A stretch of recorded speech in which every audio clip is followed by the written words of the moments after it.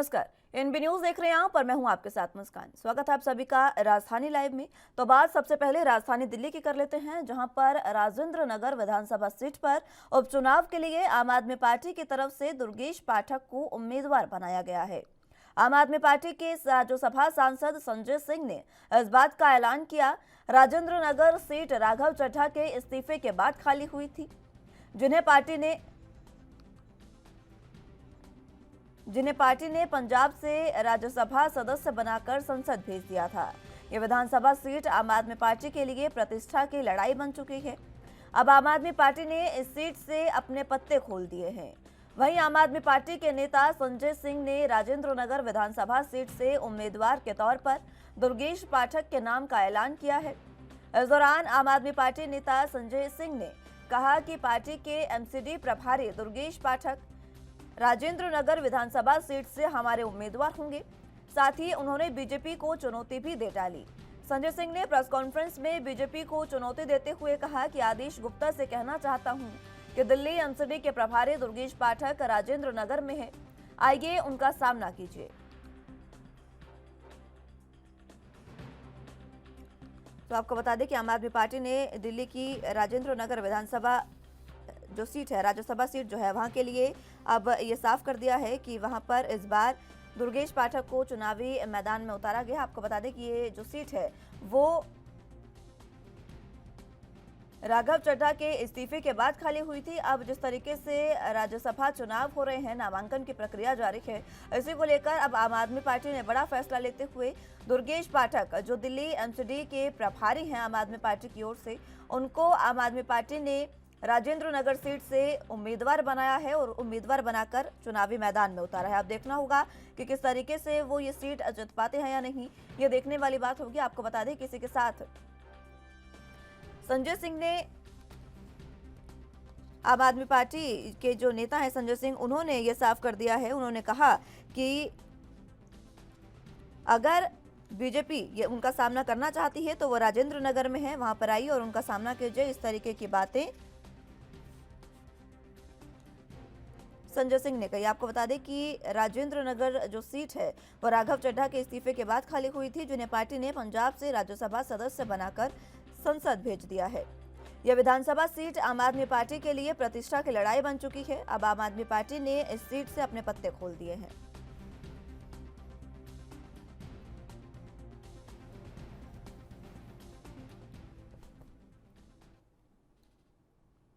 इस खबर पर ज्यादा जानकारी के लिए दिल्ली से संवाददाता राजीव तिवारी हमारे साथ मौजूद हैं।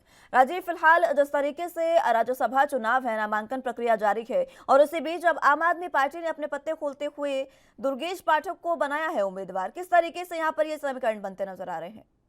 देखिए, बिल्कुल सही कहा गया। यहाँ पर बात करें जिस तरीके से राजेंद्र नगर विधानसभा की, तो राजेंद्र नगर विधानसभा में राघव चड्ढा विधायक हुआ करते थे, मगर वो अब राज्यसभा जा चुके हैं।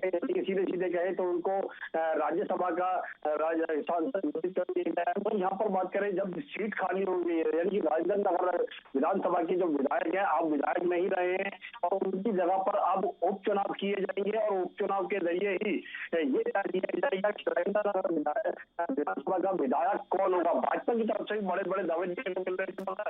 उम्मीदवार की बात करें तो उम्मीदवार भाजपा की तरफ से अभी तक कोई घोषित नहीं किया गया है, मगर यहाँ पर बात करें आम आदमी पार्टी की, तो आम आदमी पार्टी ने राघव चड्ढा की जगह पर दुर्गेश पाठक का नाम बिल्कुल उम्मीदवार के तौर पर घोषित कर दिया गया है और यहाँ तक कि भाजपा को भी चेतावनी भी दे दी गई है, अगर उनके पास दुर्गेश पाठक के आपकी आवाज साफ नहीं आ पा रही है, मैं लौटूंगी एक बार फिर से आपके पास और जानकारी आप चलेंगे अभी। लेकिन जिस तरीके से दिल्ली के राजेंद्र नगर विधानसभा सीट पर उपचुनाव के लिए आम आदमी पार्टी ने अपने पत्ते खोले हैं, उसमें दुर्गेश पाठक को उन्होंने उम्मीदवार बनाया है। आम आदमी पार्टी के राज्यसभा सांसद संजय सिंह ने इस बात का ऐलान किया।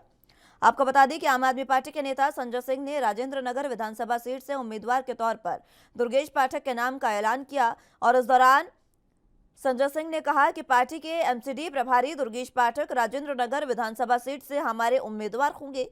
साथ ही उन्होंने इसको लेकर बीजेपी को भी चुनौती दे डाली।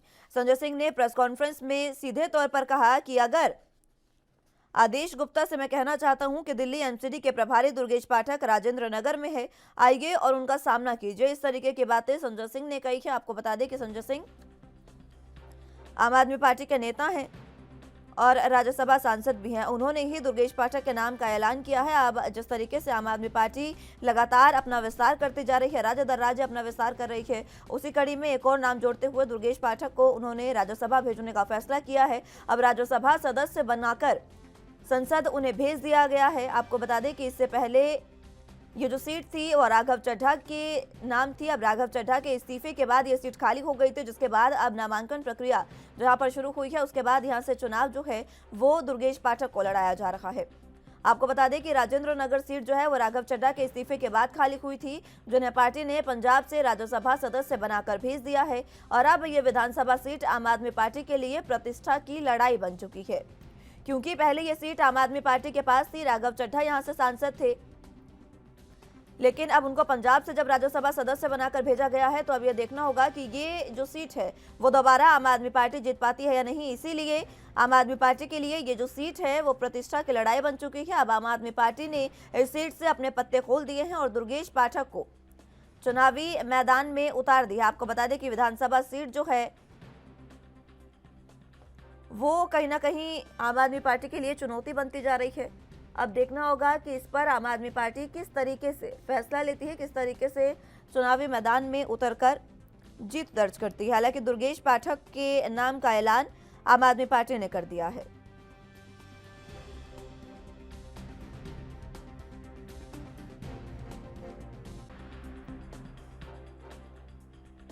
इसके साथ आम आदमी पार्टी ने बीजेपी को चुनौती भी दी है। बीजेपी को चुनौती देते हुए संजय सिंह ने साफ तौर पर कहा कि अगर आप दुर्गेश पाठक का सामना करना चाहते हैं तो जाइए, वो राजेंद्र नगर में है। इस तरीके की बातें संजय सिंह ने कही और सीधा चुनौती उन्होंने बीजेपी को दी है।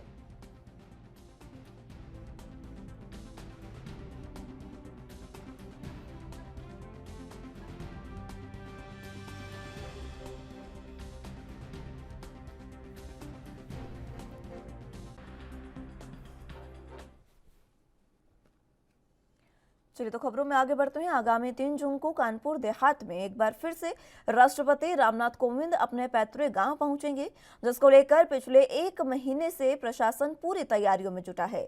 वहीं तैयारियों का जायजा लेने के लिए वीवीआईपीओ का आना जाना लगा हुआ है। अनुमान ये भी लगाया जा रहा है कि इस कार्यक्रम में राष्ट्रपति के साथ प्रधानमंत्री, राज्यपाल, उत्तर प्रदेश के मुख्यमंत्री भी कार्यक्रम में शामिल हो रहे हैं। यही वजह है कि अब कानपुर देहात से लगे जिलों में भी सुरक्षा की दृष्टि को देखते हुए हाई अलर्ट जारी कर दिया गया है। यहां अब पुलिस प्रशासन जनपद में खुद संदिग्ध लोगों पर नजर बनाए हुए है और टीमें गठित की गई है। साथ ही रात में गुजरने वाले सभी सरकारी बसों, प्राइवेट वाहन के साथ बाइकों की चेकिंग भी की जा रही है।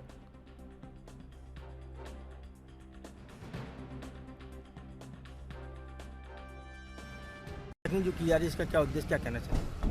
देखिए, आगामी 3 जून को हमारे निकट जनपद जो है कानपुर देहात, वहाँ पे आदरणीय राष्ट्रपति जी, प्रधानमंत्री जी का प्रस्तावित कार्यक्रम है, जिसको दृष्टिगत रखते हुए सुरक्षा की दृष्टि से जितने भी संदिग्ध वाहन जो भी जनपद में आ रहे हैं, जा रहे हैं, कानपुर देहात की तरफ जा रहे हैं या हमारे जनपद में प्रवेश कर रहे हैं, सभी संदिग्ध वाहनों की चेकिंग कराई जा रही है।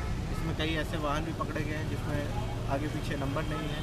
ऐसे कई वाहन पकड़े गए हैं जिसमें लोग जो चला रहे हैं उनके पास ड्राइविंग लाइसेंस नहीं, तो सभी की विधिवत रूप से चेकिंग चल रही है और ये लगातार जारी रहेगी। और क्योंकि ये हाई सिक्योरिटी कार्यक्रम है, इसको दृष्टिगत रखते हुए हमारे जनपद में अलग अलग बैरियर और चेकिंग पॉइंट बने हैं, जहाँ सभी में एक साथ इस समय चेकिंग चल रही है। और उस कार्यक्रम को भी दृष्टिगत रखते हुए और कानून व्यवस्था भी दृष्टिगत रखते हुए ये चेकिंग अमूमन चलती है। ज्यादा जानकारी के लिए कानपुर से संवाददाता अनुज तिवारी हमारे साथ मौजूद हैं। अनुज, फिलहाल जिस तरीके से राष्ट्रपति के आने की खबर जब सामने आई तो पूरा प्रशासन अलर्ट पर है और अलग अलग तरीके से तैयारियां की जा रही है, क्या कुछ अहम जानकारी, किस तरीके की तैयारियां? जी मुस्कान, देखिए, देश के महामहिम राष्ट्रपति दूसरी बार अपने जो पैतृक गांव है परौख पर पहुंच रहे हैं।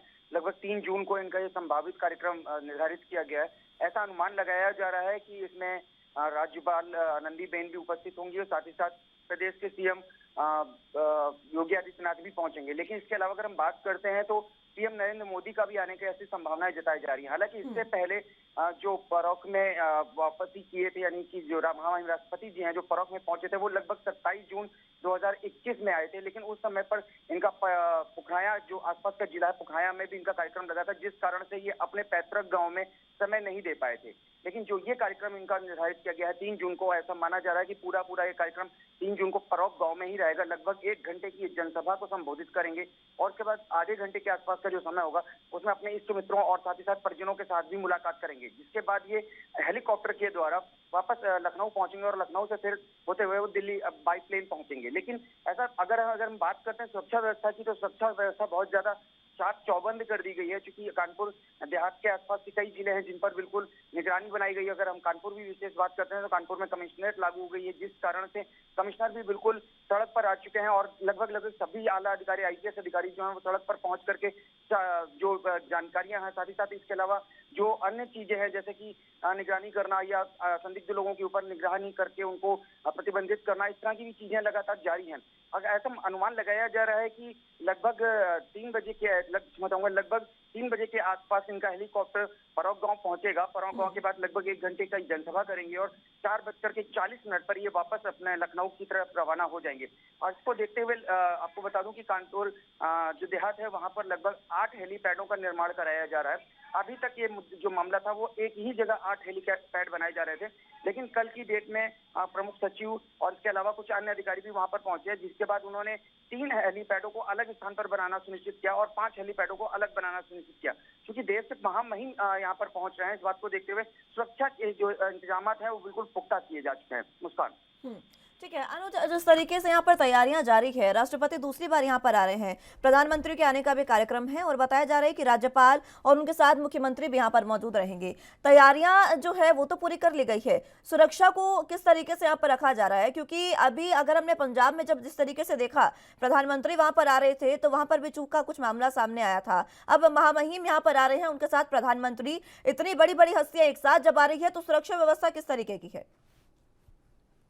जैसा कि मैंने बताया कि महामहिम आ रहा है, तो देखिए देश का सर्वोच्च पद पे आसीन व्यक्ति बैठा हुआ है और वो अपने गांव पहुंच रहा है, तो जाहिर सी बात है कि मामले को गंभीरता को देखते हुए प्रशासन पूरी तरह से दुरुस्त करने में अपनी चीजों को लगा हुआ है।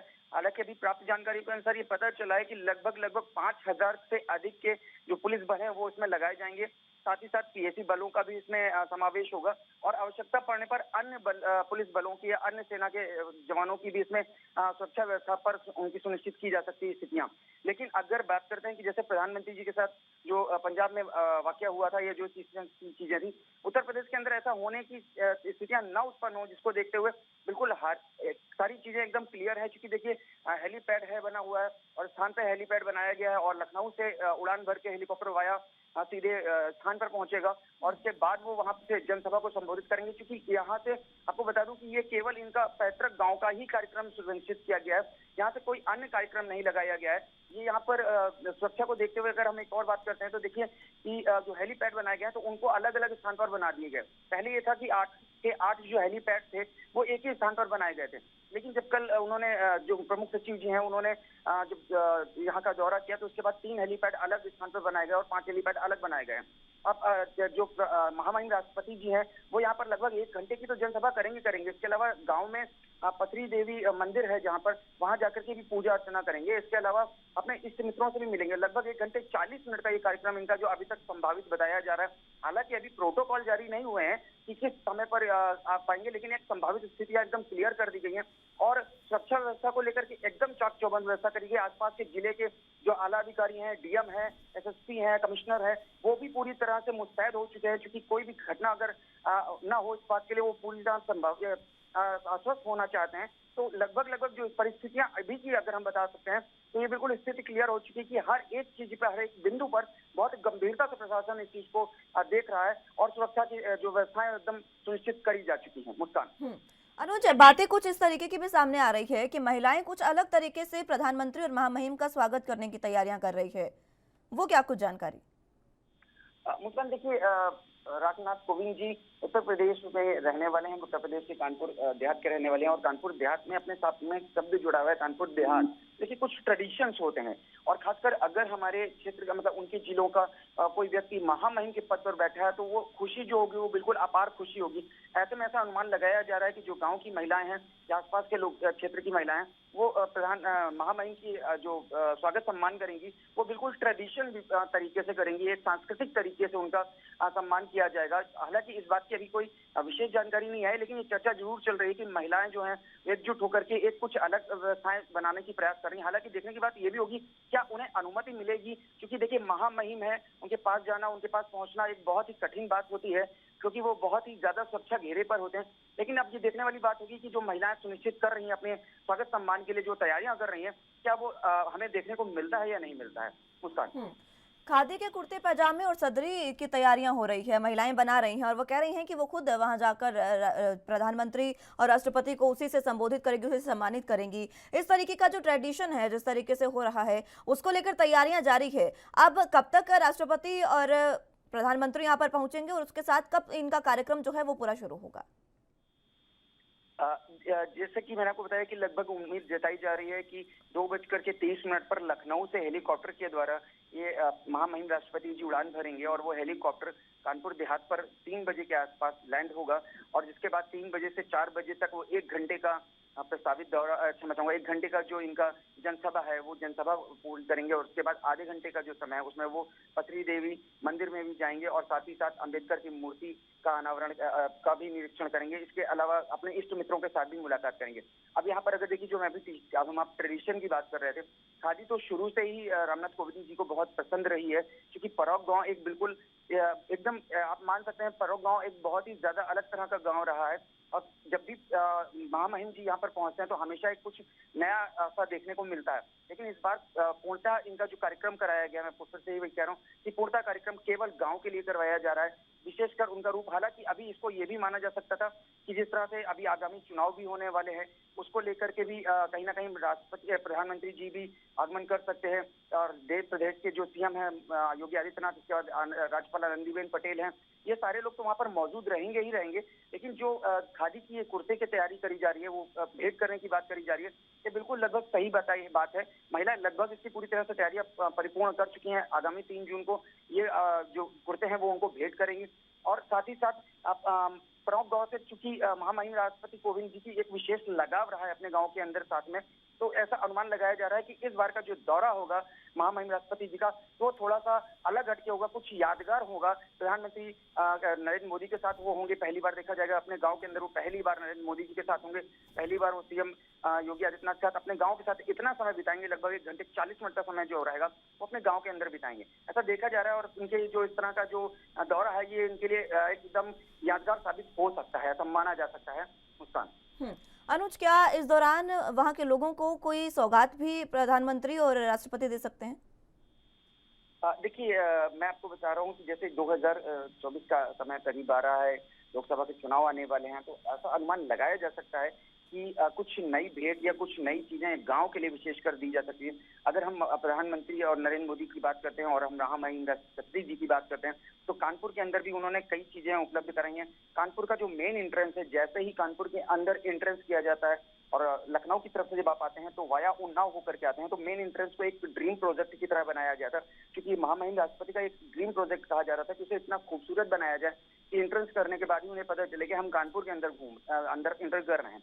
तो उस चीज का भी लगभग पूरी तरह से तैयारी हो चुकी है और लगभग उसको भी तैयार किया गया और ऐसे में 2024 का चुनाव भी लगभग लगा हुआ है। तो ऐसा अनुमान लगाया जा सकता है कि हो सकता है प्रधानमंत्री नरेंद्र मोदी मंच पे खड़े होकर के किसी योजना का घोषण कर सकते हैं। साथ ही साथ सीएम भी आ रहे हैं, तो ये भी बड़ी बात नहीं है, ऐसे गुरेज नहीं किया जा सकता है कि सीएम योगी आदित्यनाथ जी भी कुछ न कुछ उस गांव के लिए कुछ कर सकते हैं। और चूंकि महामहिम राष्ट्रपति होंगे तो ऐसा अनुमान लगाना कतई गुरेज का स्थान नहीं रहेगा कि कुछ अलग सा इस गांव के साथ साथ इस जिले को, कानपुर देहात को कुछ अलग मिल सकता है। मुस्कान, ठीक है, कुछ अलग मिल सकता है, लेकिन 2024 की तैयारियों को लेकर जिस तरीके से आपने जिक्र किया अनुज, अब 2024 के जो चुनाव है वो कहीं ना कहीं बीजेपी एक बार फिर से उन चुनावों में अभी से ही उनका रुख कर रही है और किसी भी तरीके से उनको जीतने की कोशिश में है। अब इसी को लेकर उत्तर प्रदेश, क्योंकि यहाँ से सियासत जो है, राजनीति जो है, उसकी परिभाषा लिखी जाती है, तो ये कहना भी गलत नहीं होगा कि 2024 की तैयारियों को लेकर यहाँ पर वो दोनों आ रहे हैं। अब दो महामहिम, दो बड़ी हस्तियां यहां पर पहुंच रही हैं, लोकप्रिय नेता हैं बीजेपी के।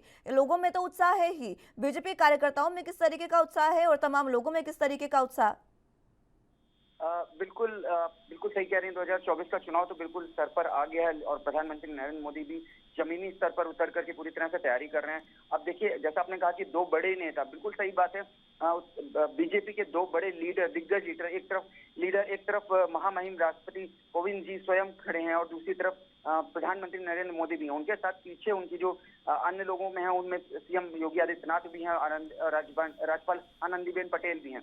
तो 2024 का चुनाव तो बिल्कुल असरकारक बनाने के लिए कुछ ना कुछ मुद्दे और कुछ ना कुछ योजनाएं तो जाहिर कर ही जाएंगी। लेकिन अगर हम बात कर रहे हैं कि जो कार्यकर्ता हैं बीजेपी के, उनके अंदर कैसी चीजें देखने को मिल रही है, तो बीजेपी के अंदर कार्यकर्ता जितने भी वो बहुत ज्यादा उत्साहित हैं। साथ ही साथ पूरा जो गांव है परौब गांव भी इस बात से बहुत हर्षोल्लासित हो चुका है कि उनके क्षेत्र में रहने वाला, उनके गांव में रहने वाला एक व्यक्ति जो महामहिम के पद पर पहुंच चुका है और वो लगभग इस बार आ रहा है और अपने गांव को पूरा का पूरा समय देगा। तो जाहिर सी बात है, ये सारी चीजें तो बहुत विशेष स्थान रखती हैं, लेकिन चुनाव भी एक अहम मुद्दा है और इसी कारण से माना जा सकता है कि नरेंद्र मोदी जी का भी संभावित दौरा लगाया गया है। हो सकता है नरेंद्र मोदी जी यहाँ पर पहुंच करके कानपुर के आसपास, जिलों के आसपास की नब्ज भी टटोलने का प्रयास करेंगे कि 2024 में क्या स्थितियां रहेंगी। और साथ ही साथ सीएम योगी आदित्यनाथ भी वहां पर पहुंच रहे हैं, राज्यपाल आनंदीबेन पटेल भी पहुंच रही है। तो जो जमीनी धरातल होगा चुनाव का 2022 का, इसके लिए हो सकता है, क्योंकि अभी आप देखिए कुछ समय पहले अगर हम बात करते हैं तो नरेंद्र मोदी जी लखनऊ पहुंचे थे और सारे मंत्रियों की उन्होंने मीटिंग ली थी और गुड गवर्नेंस का एक नारा भी दिया था। ठीक है अनुज, तो कहीं बहुत शुक्रिया आपका हमारे साथ जुड़ने के लिए और तमाम अहम जानकारी हम तक पहुंचाने के लिए।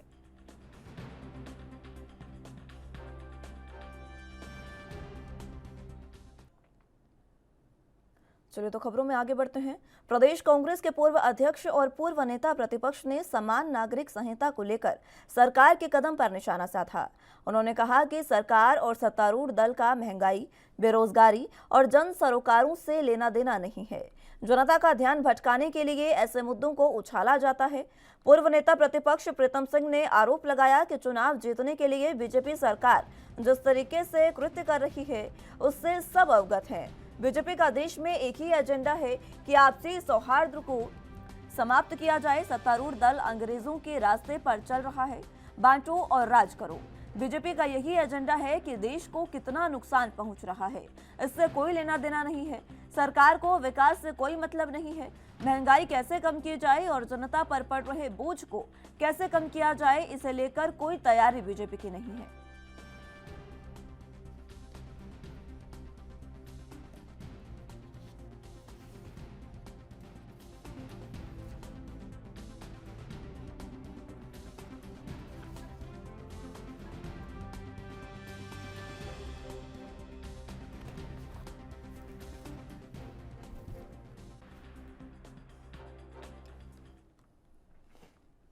इस खबर पर ज्यादा जानकारी के लिए देहरादून से संवाददाता अमित चौधरी हमारे साथ मौजूद है। अमित, फिलहाल जिस तरीके से लगातार आरोप प्रत्यारोप का दौर शुरू हो गया है, जैसे ही यूसीसी को लेकर वहां पर समिति का गठन किया गया, उसके बाद से ही आरोप प्रत्यारोप का दौर शुरू हुआ और जिस तरीके से अब कांग्रेस जो निशाना साध रही है, किस तरीके से हम जानकारी? बिल्कुल मुस्कान, आपको बता दूं कि जहां एक तरफ समान नागरिकता संहिता यानी कॉमन सिविल कोड लागू करने के लिए अब उत्तराखंड की राज्य सरकार प्रतिबद्ध नजर आ रही है और उसमें लगातार कार्रवाई तेजी से कर रही है, वहीं दूसरी तरफ अब कहीं ना कहीं जो विपक्षी पार्टी कांग्रेस वो लगातार अब हमलावर होती जा रही है। जहाँ कॉमन सिविल कोड को लागू करने के लिए लगातार यहाँ पर प्रयास किए जा रहे हैं और उस कोड को यहाँ पर लागू करने का जो कहीं ना कहीं जो एक नागरिकता समान का जो अधिकार कहीं ना कहीं सबको मिलने जा रहा है, उसको लेकर के अब कांग्रेस इस पर कहीं ना कहीं हमलावर है, क्योंकि कहीं ना कहीं मुस्लिम कहा जाता है कि वोट बैंक की राजनीति है और कांग्रेस लगातार भाजपा को हर मुद्दे पर घेरता है, तो इसलिए इस मुद्दे को भी अछूता नहीं छोड़ना चाहती है और उसी को लेकर के लगातार अब इस कानून को अगर लागू किया जाता है तो उसको लेकर के लगातार कांग्रेस यहाँ पर हमलावर है और लगातार भाजपा को यहाँ पर कटघरे में खड़ा करने का प्रयास लगातार उनकी तरफ से किया जा रहा है। जी कॉमन सिविल कोड को लेकर ये प्रयास लगातार जारी है। बीजेपी एक तरफ जहां कह रही है कि ये कानून किसी भी तरीके से बनाया जाएगा इसे, लेकिन विपक्ष इसको लेकर लगातार नकार रहा है और साफ ये विपक्ष कह रहा है कि बीजेपी की ये रणनीति है कि सौहार्द को बिगाड़ा जाए। देखिए मुस्कान, सबसे बड़ी बात पहले तो कॉमन सिविल कोड क्या है ये बहुत समझना बहुत जरूरी है और यही हम अपने दर्शकों को समझाना चाहेंगे। यहाँ पर बात की जाए समान नागरिकता जो का अर्थ है एक कानून से है और जो धर्मनिरपेक्ष हो, किसी भी जाति धर्म से ऊपर उठ करके एक कानून बनाने की बात लगातार जो की जा रही है उसमें सभी जाति धर्म आते हैं, किसी एक जाति धर्म का इसमें नहीं रहता। इसमें जो पर्सनल लॉ बोर्ड है वो अगर ये कानून बनता है तो वो खत्म हो जाएंगे और एक कानून सब पे लागू होगा, जिसको लेकर के यहाँ जो धर्म की राजनीति लगातार की जाती है वो कहीं ना कहीं रुक जाएगी और इसको लेकर के कहीं ना कहीं बेचैनी और हलचल यहाँ पर है और उसको लेकर के लगातार चीजें सामने आ रही, विरोध सामने आ रहा है। लेकिन भाजपा लगातार जिस तरीके से यहाँ पर पहले भी कई बार बात कर चुकी है, गोवा की अगर बात कर रहे हैं मुस्कान, तो 1961 में ये कानून वहाँ लागू हो चुका है और उसके बाद उत्तराखंड अगर इसको लागू करता तो दूसरा राज्य होगा। उसके बाद यूपी की बात करें, वहाँ भी इस लॉ को लाने के लिए तेजी से प्रयास किए जा रहे हैं। पूरी तरीके से कहा जाएगा क्योंकि लगातार जो धर्मों को बांट करके जो राजनीति कहीं ना कहीं हमारे देश में होती है, अगर ये कानून आता है तो उसमें कहीं ना कहीं रोक लग सकेगी। एक छत के नीचे सबका न्याय होगा, एक कानून बनेगा और वही कहीं ना कहीं राजनीति के ये सब चीजें आड़े आता है। तो ये चीजें लगातार की जा रही हैं। कांग्रेस जहाँ पर अपने आप को यहाँ पर सभी धर्म जाति के लिए विशेषकर मानती है, तो वहीं भाजपा पर लगातार आरोप लगाया जाता है कि वो एक धर्म जाति यानी हिंदूवादी संगठन को सपोर्ट करती है और उसको लेकर लगाया जाए। लेकिन अगर सिविल कोड की यहाँ पर बात की जाए तो उसमें कई चीजें ऐसी हैं जो एक समान नागरिकता कानून यहाँ पर का अधिकार सभी लोगों को देगा और व्यक्तिगत कहीं ना कहीं किसी चीज को नहीं होगा। लेकिन इस पर लगातार राजनीति हावी है जिसका यहाँ पर नजारा हम सब लोग यहाँ पर देख सकते हैं। जी ठीक है, जिस तरीके से अब ये बातें कही जा रही है, अब कांग्रेस जो है वो लगातार इस बिल के विरोध में रही है। देखा जाए तो शुरुआत से, जब से इसकी शुरुआत हुई तभी से इसके विरोध में कहीं ना कहीं कांग्रेस रही है। अब जिस तरीके से बीजेपी लगातार कोशिश कर रही है कि उत्तराखंड में इसको बिल का कानून बना दिया जाए, अगर ऐसा होता है तो उत्तराखंड ऐसा पहला राज्य लगभग होगा, पहला दूसरा राज्य होगा। किस तरीके से तैयारियां बीजेपी की है और विपक्ष किन मुद्दों पर सरकार को घेर सकता है इस मामले पर? देखिए मुस्कान, पूर्व में जो मुख्यमंत्री है उनकी तरफ से बयान भी आ चुका है कि उनकी तरफ से लगातार कोशिश की जा रही है। एक कमेटी इसमें गठित कर दी गई है जो लगातार इसमें स्टेप बाय स्टेप काम कर रही है और जल्द से जल्द इसको लागू कर दिया जाएगा। मुस्कान, सबसे बड़ी बात यह है कि जो कॉमन यहाँ पर सिविल कोड है उस पर कहीं ना कहीं जो सबसे ज्यादा विरोध रहता है राजनीतिक पार्टियों के अलावा, इसमें जो मुस्लिम पर्सनल बोर्ड है वो सबसे ज्यादा विरोध करता है। उनका मानना यह है कि यहाँ पर अगर ये लागू होता है ये कानून तो हिंदू धर्मों पर कानून लागू, यहाँ पर सभी धर्मों पर हिंदू का कानून लागू हो जाएगा। उसको लेकर के लगातार यहाँ पर विरोध किया जाता है। साफ तौर से देखा जाता है कि यहाँ पर जो लगातार कार्रवाई की जा रही है, बीजेपी की लगातार ये कार्रवाई है कि जो सभी धर्म हैं उनको एकजुट किया जाए और जो तमाम कानून बने हुए हैं हर धर्म के लिए अलग, उस पर हर धर्म के लिए अलग न्याय ना होकर के एक यहाँ पर छत के नीचे न्याय किया जाए, सबको एक समान एक नजर से देखा जाए। वो लगातार भाजपा इसका प्रयास कर रही है। उत्तराखंड में संकेत मिल चुके हैं, जल्द से जल्द ये कानून कहीं ना कहीं इसमें यहाँ लागू होगा और इसके बाद अन्य राज्य की बात करें, यूपी इसमें कहीं ना कहीं इसके बाद यूपी का नंबर आ सकता है, यूपी इसमें अपनी तेजी दिखा सकता है और जिस तरीके से भाजपा शासित राज्य है वहाँ कहीं ना कहीं कॉमन सिविल कोड को लागू करने की कवायद लगातार यहाँ पर की जानी जो यहाँ पर होगी और उसके बाद ये जो कानून है इसको लागू करने के लिए लगातार यहाँ पर जो तमाम जो सरकारें हैं बीजेपी की वो लगातार प्रयास करते हैं। जी ठीक है अमित, बहुत शुक्रिया आपका हमारे साथ जुड़ने के लिए और तमाम अहम जानकारी हम तक पहुंचाने के लिए।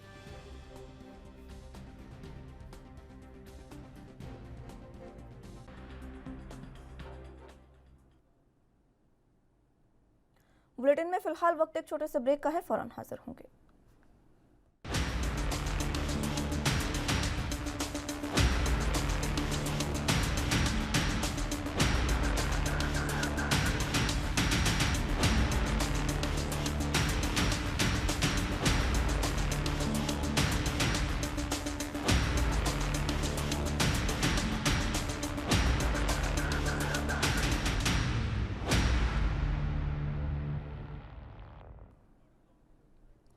ब्रेक के बाद एक बार फिर से स्वागत है आप सभी का राजधानी लाइव में। प्रधानमंत्री नरेंद्र मोदी की रैली के पहले ही शिमला शहर छावनी में तब्दील हो गया है। शहर के चप्पे चप्पे पर पुलिस का पहरा लगा दिया गया है। प्रधानमंत्री की अभेद सुरक्षा के लिहाज से ऐतिहासिक रिज मैदान, माल रोड, लक्कड़ बाजार और टका बेंच पर पुलिस क्यूआरटी के कमांडो जवानों को तैनात कर दिया गया है। अब ये जवान प्रधानमंत्री की 31 मई को होने वाली रैली तक दिन रात तैनात रहेंगे। प्रधानमंत्री की सुरक्षा के लिए करीब 5000 जवान तैनात रहेंगे। पीएम के दौरे के दौरान सुरक्षा व्यवस्था चाक चौबंद करने के लिए शिमला शहर को 4 सेक्टरों में बांटा गया है। सुरक्षा के लिहाज से बनाए जाने वाले इन सेक्टरों में प्रत्येक सेक्टर का जिम्मा एएसपी और डीएसपी स्तर के अधिकारी पर रहेगा।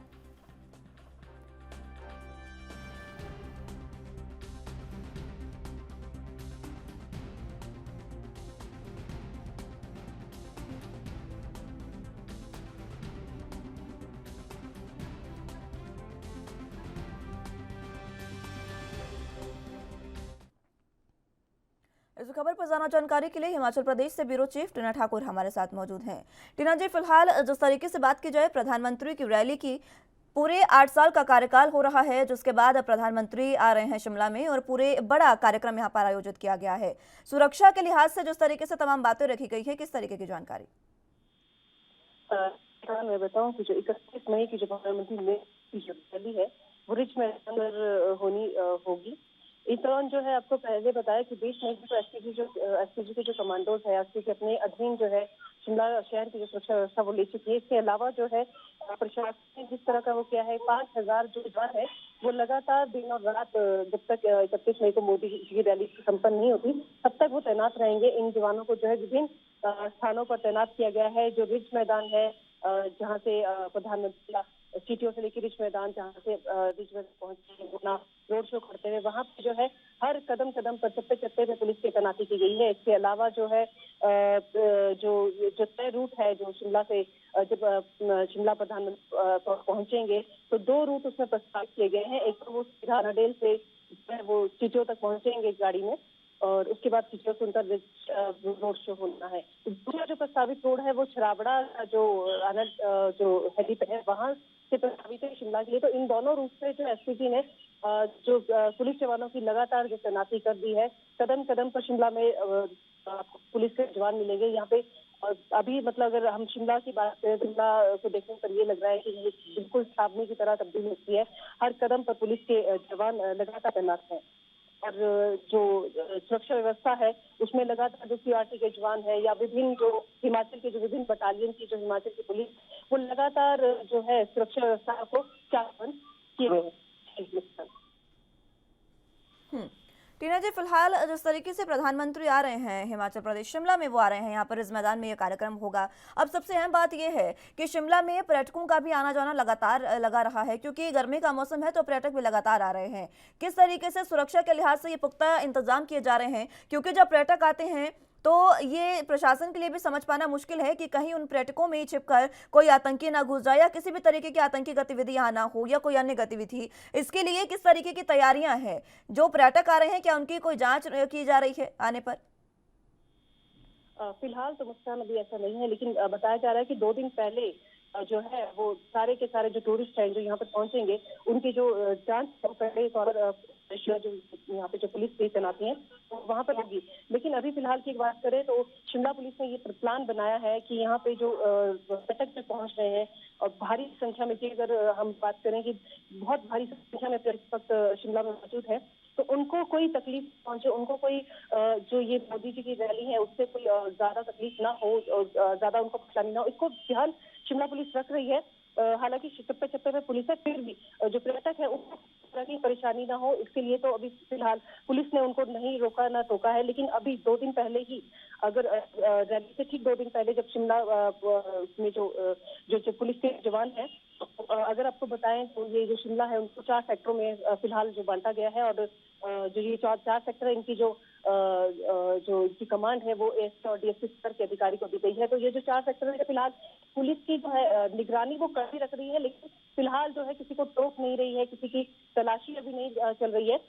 फिलहाल तो जो ये पुलिस है वो अपना ही काम कर रही है, लेकिन बताया जा रहा है कि 2 दिन पहले या 1 दिन पहले जो आवाजाही को रोका जाएगा।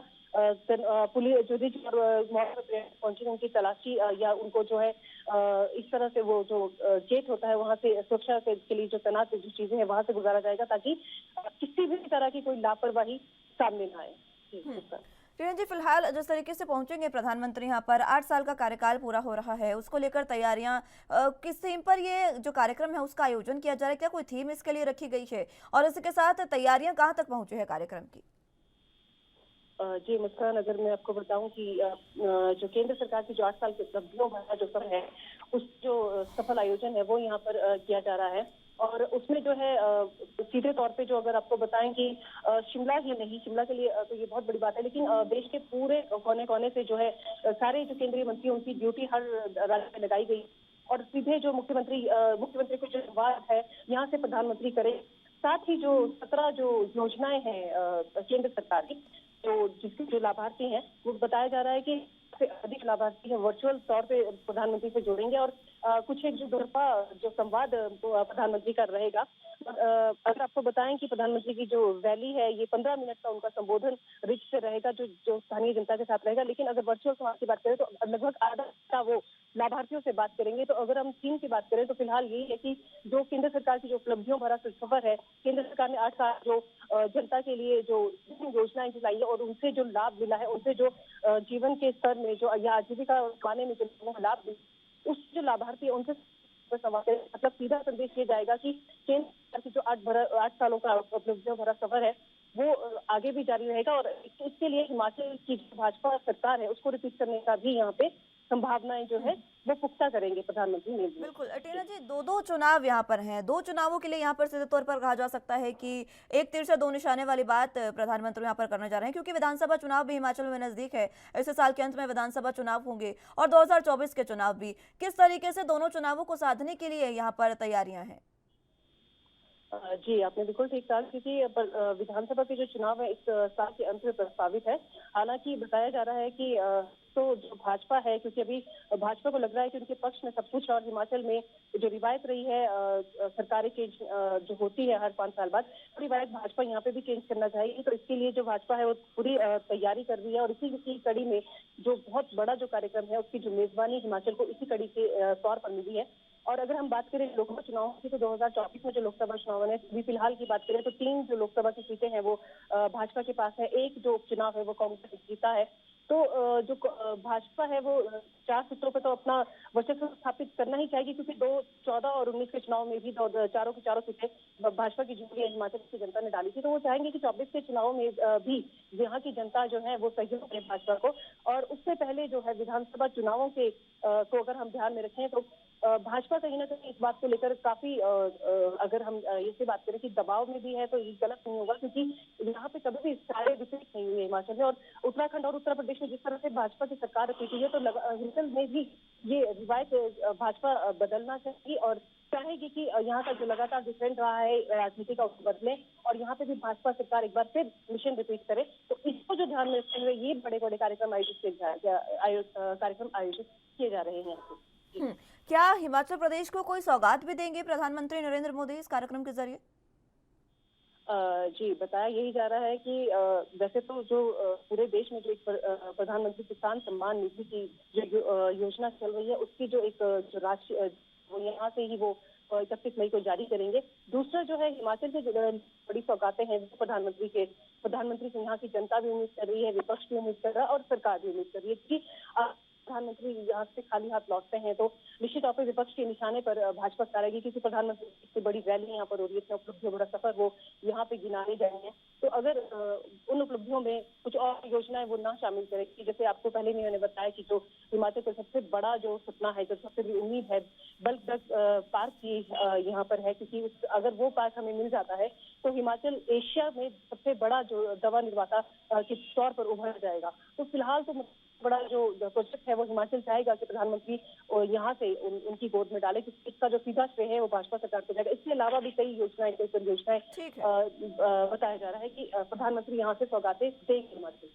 ठीक है टीना जी, बहुत शुक्रिया आपका हमारे साथ जुड़ने के लिए और तमाम अहम जानकारी हम तक पहुँचाने के लिए।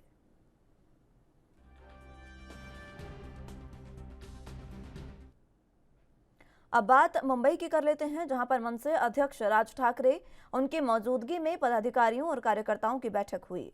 इस समय राज ठाकरे ने पदाधिकारियों की पाठशाला ली है।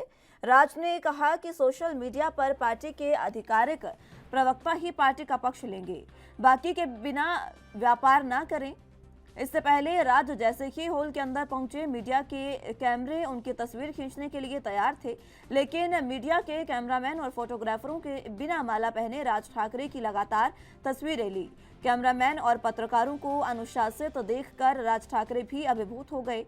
उन्होंने एक शरारती टिप्पणी की कि ऑस्ट्रेलिया ने भी इसी तरह क्षेत्ररक्षण किया था। रंगशारदा हॉल, बांद्रा, मुंबई में मनसे पदाधिकारियों और कार्यकर्ताओं की एक सभा आयोजित की गई। कार्यक्रम को मनसे अध्यक्ष राज ठाकरे ने संबोधित किया।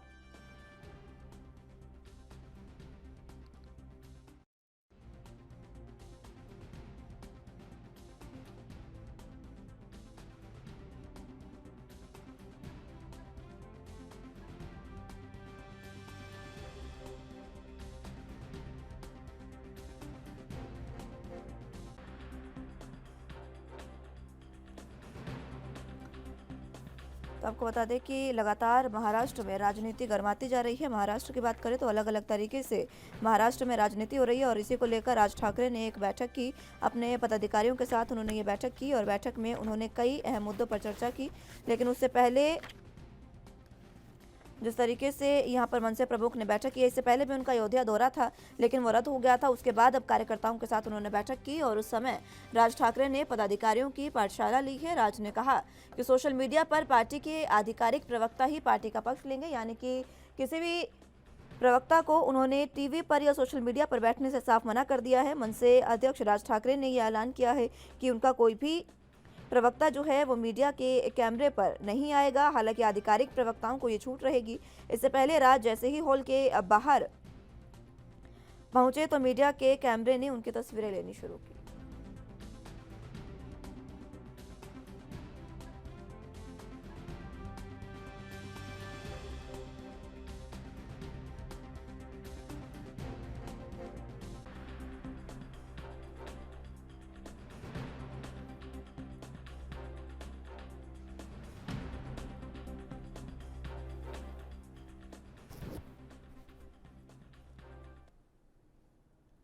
ज्यादा जानकारी के लिए मुंबई से संवाददाता सत्यप्रकाश सोनी हमारे साथ मौजूद हैं। सत्यप्रकाश, फिलहाल जिस तरीके से राज ठाकरे की बैठक हुई, बैठक में उन्होंने कार्यकर्ताओं से बातचीत की, किस तरीके की ये बातचीत रही, क्या कुछ अहम जानकारी? देखिए मुस्कान जी, मुंबई महानगर पालिका चुनाव बहुत जल्द होने वाला है। उसको लेकर सभी पार्टियां अपनी अपनी तैयारी कर रही हैं। मनसे प्रमुख राज ठाकरे ने भी मुंबई के बांद्रा रंगशारदा हॉल में एक आयोजन किया। इस आयोजन में पार्टी के कार्यकर्ता और पदाधिकारी शामिल रहे। इस दौरान उन्होंने महानगर पालिका चुनाव को लेकर किस तरह की रणनीति होगी और किस तरह से पूरे मामले से निपटा जाएगा, उस पर चर्चा की। इस दौरान उन्होंने मीडिया से बातचीत करते हुए बताया कि मनसे द्वारा लगातार अब एक पत्र जारी किया जाएगा। वह पत्र घर घर पहुंचाया जाएगा। उस पत्र में जिक्र होगा हनुमान चालीसा का और लाउड स्पीकर का। जिस तरह से लाउड स्पीकर को लेकर उनकी एक स्टैंड था कि वह चाहते हैं कि किसी भी मस्जिद में लाउड स्पीकर न रहे न बजे, उसको लेकर उनका स्टैंड आज भी क्लियर है और इसी को लेकर वह पत्र लोगों को देंगे और लोगों से आह्वान करेंगे कि इस मुहिम में ज्यादा से ज्यादा लोग जुड़े। इसके अलावा मनसे से जुड़ने के लिए एक रजिस्ट्रेशन फॉर्म दिया जाएगा। वह रजिस्ट्रेशन के जरिए जो है लोग मनसे से ज्यादा उनकी विचारधाराओं को समझेंगे और उनकी पार्टी में शामिल होंगे। जी सत्यप्रकाश, जिस तरीके से नगर निगम के चुनाव नजदीक है, बीएमसी के चुनाव होने वाले हैं, मनसे क्या इन चुनावों में उतरने वाली है? देखिए बिल्कुल मनसे की पूरी तैयारी है और पूरी शिद्दत से पूरी मुंबई में अपनी सभी सीटों पर वो चुनाव लड़ने की तैयारी में है। यही वजह है कि लगातार मनसे अपना जो स्टैंड रख रही है वो क्लियर रख रही है और हर बार लोगों से ये बता भी रही है कि वह अपने मुद्दे पे कायम है और उनका मुद्दा सिर्फ मुंबई का मुद्दा नहीं बल्कि पूरे देश का मुद्दा है। जिस तरह से लाउड स्पीकर को लेकर उन्होंने आवाज उठाई थी, उस मुद्दे को लेकर आज भी वह जनता के बीच जाते हैं। ठीक और है उन्होंने आवाज भी आप बने रहिए हमारे साथ, जानकारी आपसे लेते रहेंगे। फिलहाल वक्त एक छोटे से ब्रेक का है, फौरन हाजिर होंगे।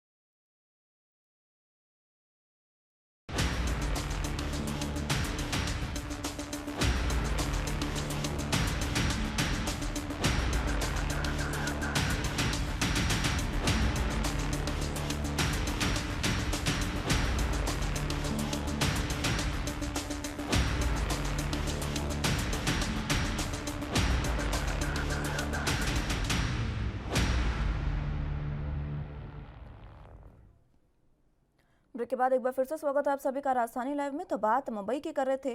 महाराष्ट्र में जिस तरीके से मनसे कार्यकर्ताओं की बैठक हुई है और इसकी अध्यक्षता राज ठाकरे ने की, क्योंकि आगे नगर निगम के चुनाव हैं, उसी को लेकर यह बैठक हुई।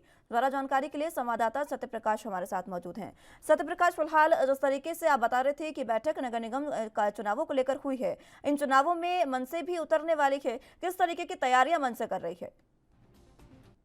जी, मनसे के द्वारा ये कहा गया है कि पुणे में जो सभा हुई थी, इस दौरान उस सभा में जो घोषणा राज ठाकरे ने की थी, उसी घोषणा को लेकर एक पत्र तैयार किया जा रहा है। उसी पत्र को लेकर पुणे के जन जन तक पहुंचाने का आह्वान किया जाएगा और वहां एक रजिस्ट्रेशन किया जाएगा, जिससे लोग मनसे पार्टी में ज्यादा संख्या में लोग जुड़े। लेकिन इसके अलावा महाराष्ट्र नवनिर्माण सेना की जो विचारधारा है, उस विचारधारा को मानने वाले लोग ज्यादा संख्या में जुड़े, इस तरह का पत्र व्यवहार बनाया जा रहा है और लोगों को दिया जाएगा, घर घर दिया जाएगा। ये स्टैंड जो है कहीं कहीं मनसे द्वारा कल जो है क्लियर कर दिया गया है कि मतलब मनसे चाहती है कि मुंबई महाराष्ट्र में सभी सीटों को चुनाव लड़े। हालांकि अब तक यह स्पष्ट नहीं हो पाया है कि मनसे भाजपा के साथ चुनाव लड़ेगी या अलग लड़ेगी, लेकिन भाजपा बाकी अन्य सभाओं में ये कहती रही है कि मनसे से हमारा राजनीतिक को लेकर किसी भी तरह का कोई मतभेद नहीं है। यानी कि ये स्पष्ट है कि अभी तक ये बातें नहीं क्लियर हो पाई है कि मनसे और बीजेपी एक साथ चुनाव लड़ेगी मुंबई में। ठीक है सत्यप्रकाश, बहुत शुक्रिया आपका हमारे साथ जुड़ने के लिए और तमाम अहम जानकारी हम तक पहुंचाने के लिए।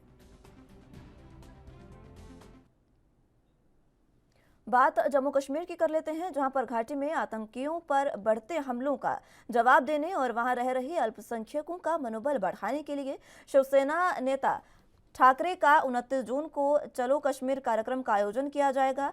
इसमें देश के विभिन्न हिस्सों में शिव सैनिक शामिल होंगे। जम्मू कश्मीर के कार्यकर्ता भी इस कार्यक्रम में बढ़ चढ़कर भाग लेंगे। घाटी में आतंकियों द्वारा की जा रही घाटी में नौकरी कर रहे कश्मीरी हिंदुओं की सुरक्षा को यकीनी बनाया जाना चाहिए।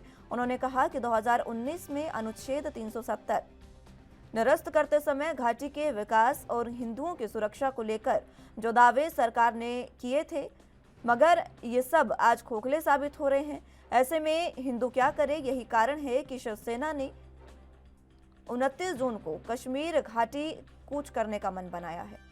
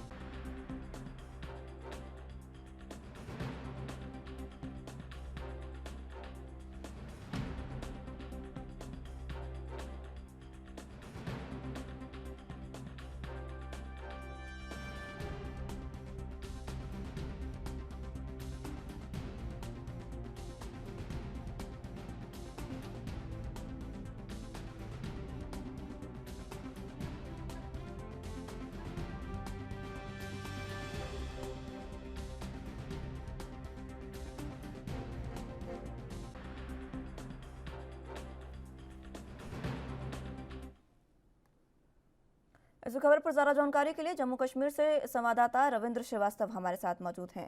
रविंद्र, फिलहाल जिस तरीके से अब शिवसेना भी घाटी में जिस तरीके से तमाम चीजें हो रही है, तमाम गतिविधियां हो रही है, उसको लेकर उसी बीच शिवसेना भी कूद पड़ी है और अब खुद उद्धव ठाकरे आ रहे हैं जम्मू कश्मीर।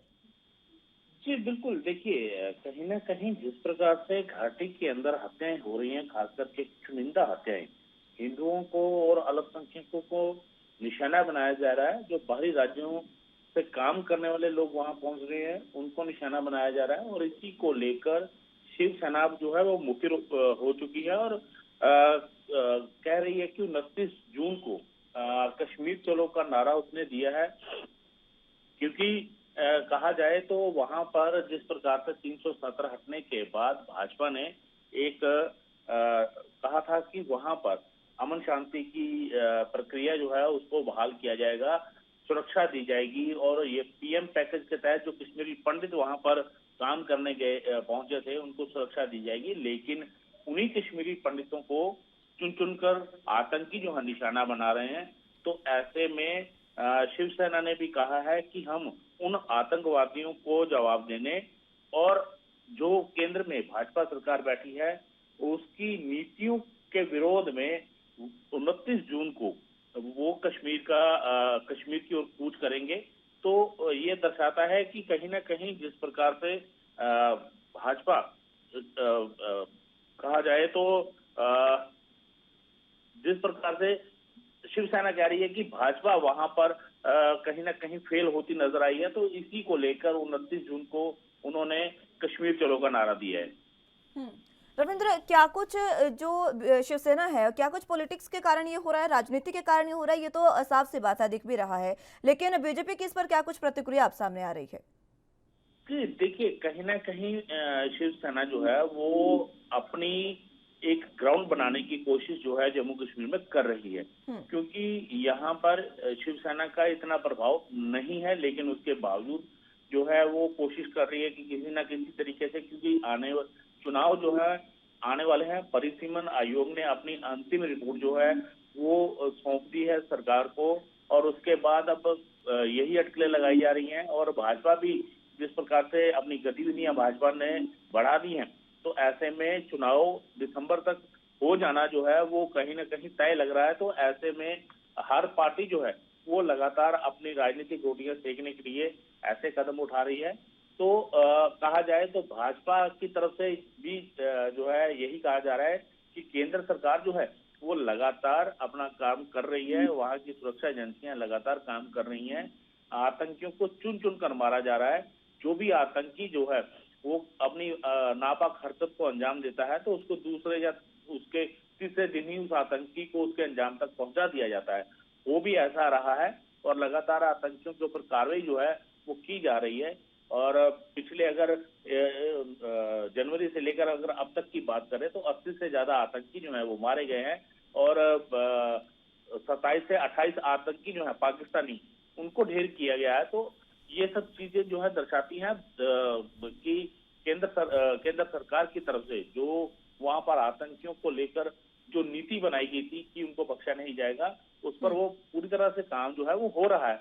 लेकिन कहीं ना कहीं राजनीतिक पार्टियां जो है वो अपनी राजनीतिक रोटियां सेकने के लिए ऐसे काम करती रहती है। मुस्कान, रविंद्र, अगर शिवसेना की बात करें तो शिवसेना लगातार ये कहती रही है, अभी जब हिंदू मुस्लिम का तमाम विवाद चल रहा है देश में, उस समय भी शिवसेना ने ये बात कही, कश्मीरी पंडितों की जब बात उठी देश में तब भी शिवसेना ने ये बातें कही कि बाला साहेब जो ठाकरे थे, बाला साहेब ठाकरे जब कश्मीरी पंडितों पर हत्या हुई उनकी, उस समय उनके लिए मसीहा बनकर उभरे थे। क्या वही एक प्रोटोकॉल एक बार फिर से चलाना चाह रही है शिवसेना? बिल्कुल, देखिए उसी पैटर्न पर चलना चाह रही है, लेकिन बाला साहब ठाकरे का एक अपना प्रभाव था। उद्धव ठाकरे जो है उनका कुछ और, क्योंकि कहा जाए तो बाला साहब ठाकरे जो हैं वो कभी भी कांग्रेस या अन्य पार्टियों के साथ उन्होंने गठबंधन नहीं किया है।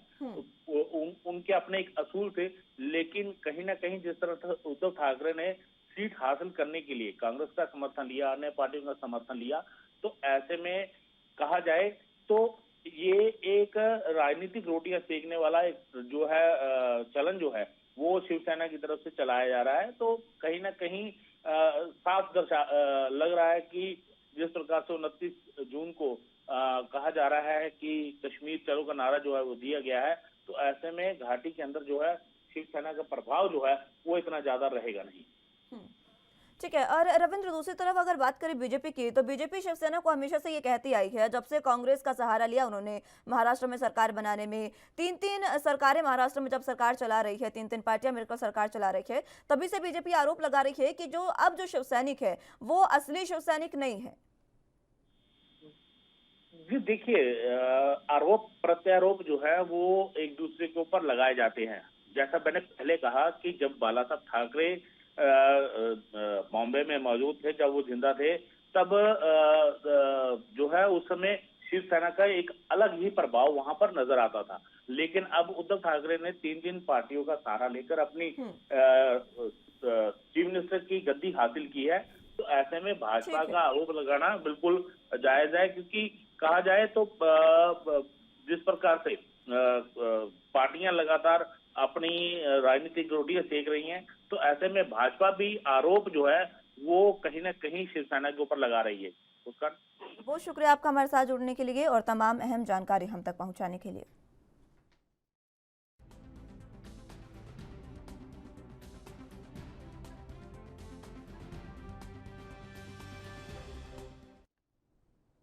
फिलहाल के लिए राजधानी लाइव में मेरे साथ बस इतना ही। तमाम अहम खबरों के लिए आप देखते रहिए एनबी न्यूज़। नमस्कार।